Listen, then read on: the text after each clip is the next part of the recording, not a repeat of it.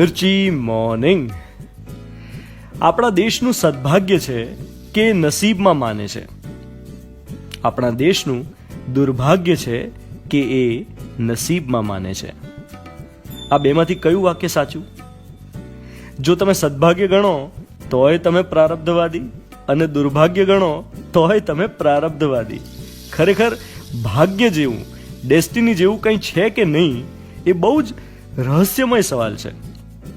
જ્યારે પણ કોઈ સંકટ આવે, કોઈ તકલીફ આવે, ત્યારે નસીબને દોષ દેવો એ આમ આદમી માટે, એવરેજ ભારતીય માટે બહુ જ સહજ છે. હશે જેવા આપણા નસીબ એમ કહીને માણસ દુઃખ સ્વીકારી લેતો હશે.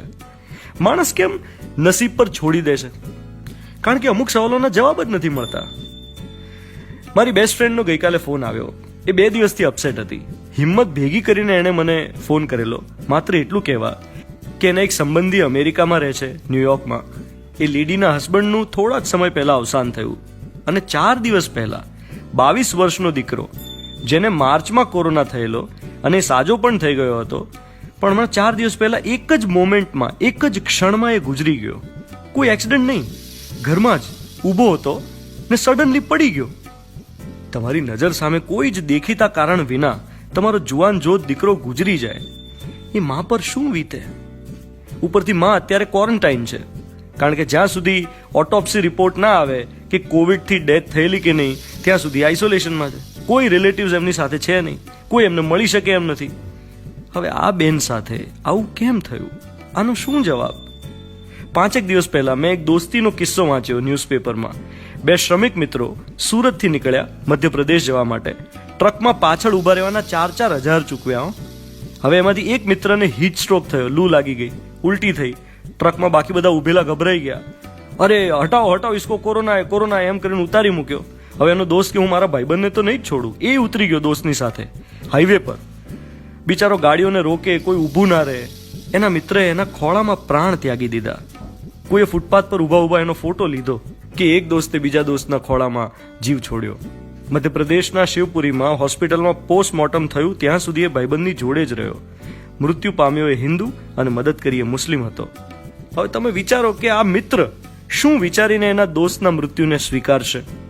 એ મોતને માત્ર શારીરિક, વૈજ્ઞાનિક ઘટના તરીકે જોશે? જોઈ શકશે? પણ સમય જતા પ્રારબ્ધ ઉપર છોડશે ને?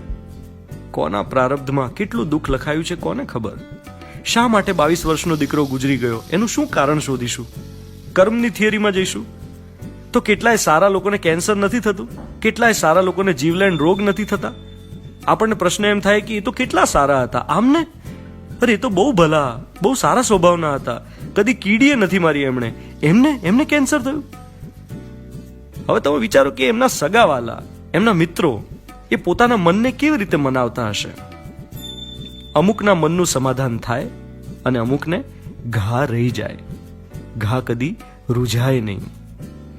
જે જલ્દી સ્વીકારી લે એ બાકીની જિંદગીને સારી રીતે જીવી શકે. જે ન એક્સેપ્ટ કરી શકે એ પીડાયા કરે, એ દૂજતો ઘા બને.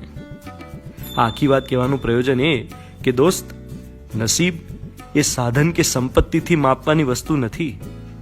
નસીબદાર તો એ જેનો દિવસ સ્માઇલથી ઉગે છે ને આખો દિવસ શાંતિથી, સુખમાં, સહજતાથી પસાર થાય છે. સદનસીબ એ કે જેને ધીરજ અને ક્ષમતાના ગુણો મળ્યા હોય, દિવસની દરેક મોમેન્ટને માણી શકતા હોય, પરિસ્થિતિ જેવી છે તેવી સ્વીકારી શકતા હોય. નસીબદાર એ જેને પ્રેમાળ પ્રિયજનો મળ્યા હોય, જે એની પડખે ઊભા હોય, સુખમાં ને દુઃખમાં. નસીબદાર એ જે દરેક કામમાં ઈશ્વર ઈચ્છાને જોઈ શકે, પચાવી શકે, ડગે નહીં. મિર્ચી પર હું છું ધ્વનિત, તમારી સાથે. Good morning my dear.